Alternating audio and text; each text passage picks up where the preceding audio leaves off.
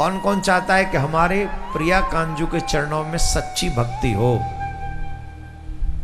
सच्ची, आर्टिफिशियल नहीं, झूठ नहीं। कौन कौन चाहता है? चाहते हो? तो सच्ची भक्ति का एकमात्र सूत्र है सेवा। सेवा करो। जब तक सेवा नहीं करोगे, भक्ति नहीं करो, तुम्हारी स्ट्रांग भक्ति नहीं होगी, प्योर भक्ति नहीं होगी। अगर चाहते हो कि प्योर भक्ति हो तो उसके लिए बहुत जरूरी है आप सेवा करो। ज्यादा किसी की सेवा नहीं कर सकते तो 2-3 की सेवा करो। माता पिता की सेवा करो, और बहुएं सास ससुर की सेवा करें।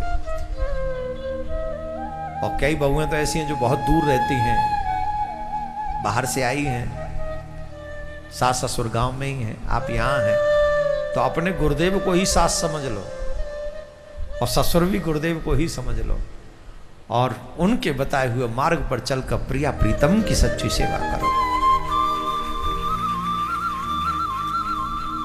देखो गुरुजी तो आ ही जाते हैं 1 हफ्ते के लिए बॉम्बे, तो गुरुजी, मुझे लगता है गुरुजी सास से कम नहीं है। जितनी खरी खरी सुनाते तुम्हारे गुरुजी, वो ऐसे प्रोग्राम सिर्फ सास ही कर सकती है, इतनी खरी सुनाने का। और ससुर भी सॉफ्ट होते, वो ज्यादा बहू से बोलते नहीं, तो मैं कभी कभी सॉफ्ट भी बहुत होता हूं, तो ससुर भी हो जाएंगे। और गुरु साक्षात परम ब्रह्मा,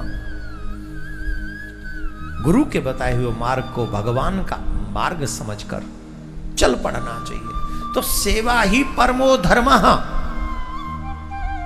सेवा श्रेष्ठ धर्म है।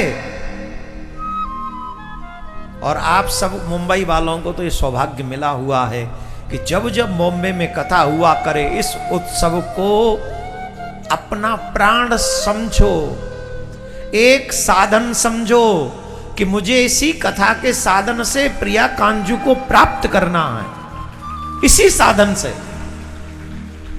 ये हर किसी के भाग्य में नहीं है, याद रखना। मैंने कल भी कहा था, 17 साल लगातार कोई कथा हो, ये भगवत कृपा के बगैर संभव नहीं है।